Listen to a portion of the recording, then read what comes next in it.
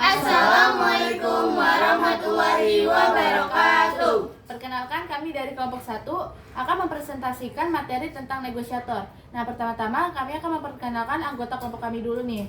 Perkenalkan, saya Aisyah Zaria Zahro. Saya Rifa Alawiyah. Saya Cahaya Aulia Putri. Saya Sintia Rahmawati Lova. Saya Haikal Ahmad Yusuf. Saya Ahmad Rizky.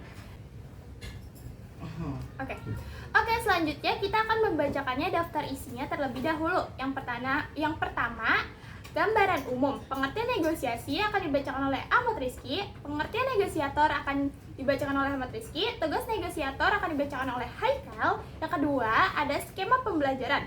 Sikap negosiator akan dibacakan oleh Cynthia. Skill yang harus dimiliki oleh negosiator akan dibacakan oleh Cahaya. Karakteristik personal negosiator akan dibacakan oleh Aisyah Azaria. Yang terakhir itu ada panduan pembelajaran. Cara menjadi negosiator akan dibacakan oleh saya sendiri, Rifa Alawiyah. Pengertian negosiasi secara umum adalah proses diskusi atau tawar-menawar untuk mendapatkan kesepakatan bersama antara dua pihak atau lebih. Negosiator adalah seseorang yang bertindak sebagai perantara dalam suatu proses negosiasi, yaitu diskusi antara dua pihak atau lebih, untuk mencapai kesepakatan yang saling menguntungkan.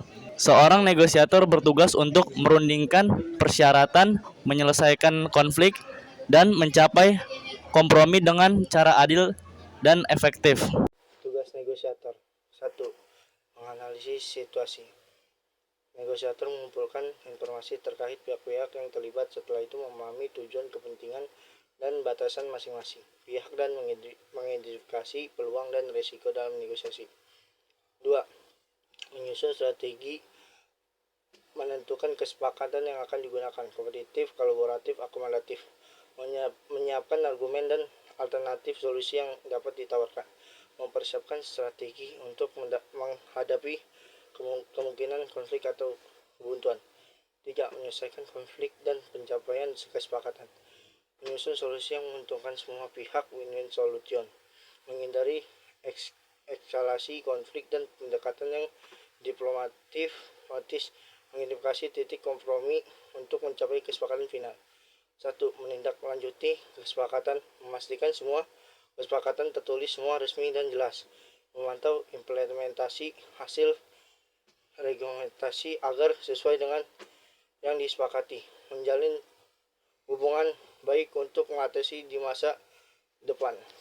Sikap negosiator ada 3. 1. Harus bersedia hidup dalam ambiguasi.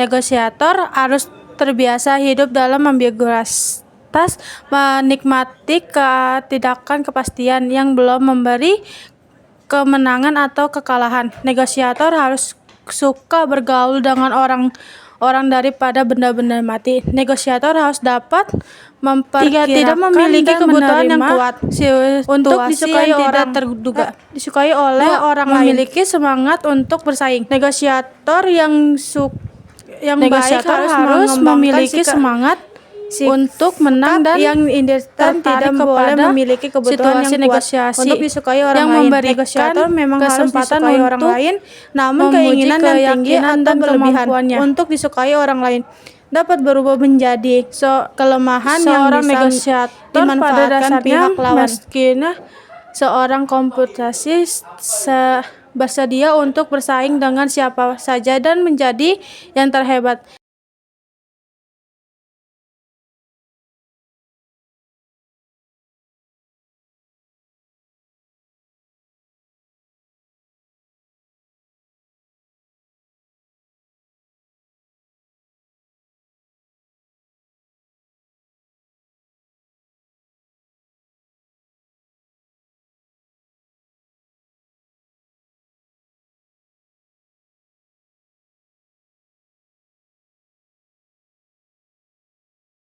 Skill yang harus dimiliki oleh negosiator. 1.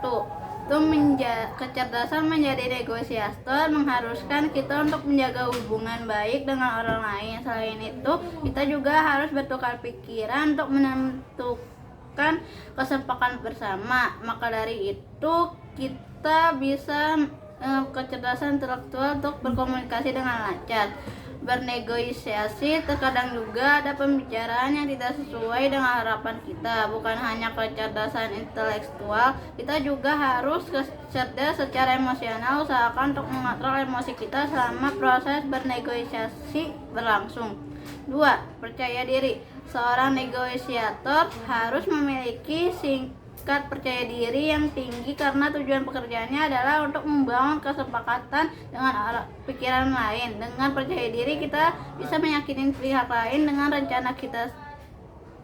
3.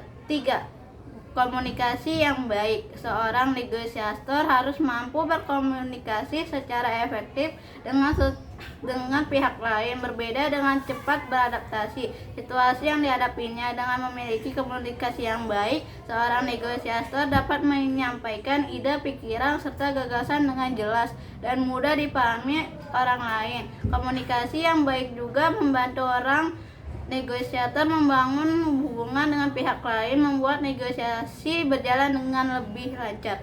4.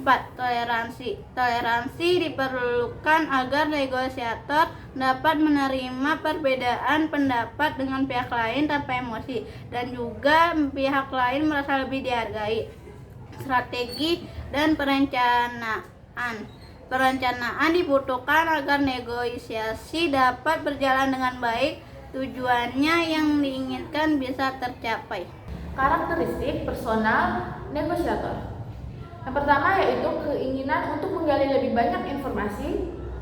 Nah, negosiator yang baik harus memiliki keinginan dan semangat untuk terus bertanya agar menggali informasi lebih banyak dari pihak lain supaya mengetahui lebih banyak. Kedua, kesabaran untuk bertahan lebih lama dari negosiator lawan. Negosiator yang baik harus juga memiliki sifat sabar untuk bertahan lebih lama dari negosiator lawan. Kesabaran adalah hal yang membutuhkan bagi seorang negosiator. Kesabaran negosiator berkaitan dengan daya tahannya yang terus-menerus memberi informasi kepada pihak lain untuk menumbuhkan pemahaman mengenai apa yang telah disampaikan, dan bersabar dalam menyimak segala apa yang disampaikan pihak lain. Yang ketiga yaitu keberanian untuk meminta lebih. Karakteristik kepribadian lain yang harus dimiliki negosiator adalah keberanian untuk meminta lebih banyak dari yang diharapkan. Ini salah satu karakteristik terpenting negosiator. Dia tidak boleh takut atau malu meminta lebih dari yang diharapkan karena khawatir diajak oleh pihak lain. Pedoman untuk bernegosiasi demi keuntungan kita adalah mulai dengan penawaran yang tertinggi yang dapat dipertahankan. Penawaran awal perlu yang paling tinggi karena menentukan batas tertinggi yang akan kita raih dan memberi ruang gerak yang leluasa selama tawar-menawar. Penawaran harus dilakukan dengan tegas, jelas, tanpa permintaan maaf ataupun ragu-ragu. Dan yang terakhir yaitu kesediaan untuk menjadi pendengar yang baik.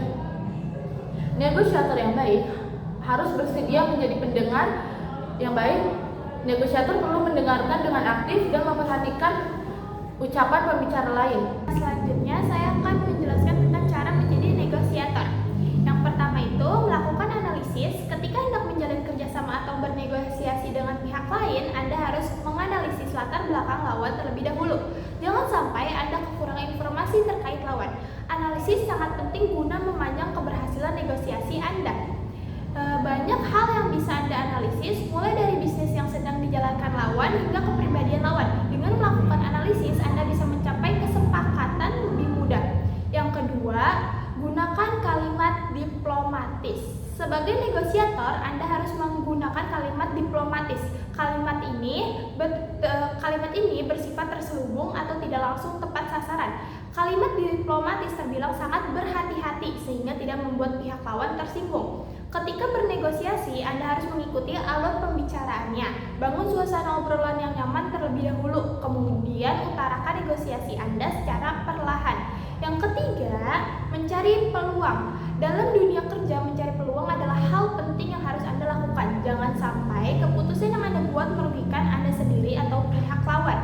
Anda harus berusaha mencari peluang agar pihak lawan setuju dengan keputusan yang Anda buat sebagai seorang negosiator. Yang keempat, ikuti tahapan ikuti tahapan negosiasi. Jika bekerja sebagai seorang negosiator profesional, ada beberapa tahapan negosiasi yang Anda harus lakukan.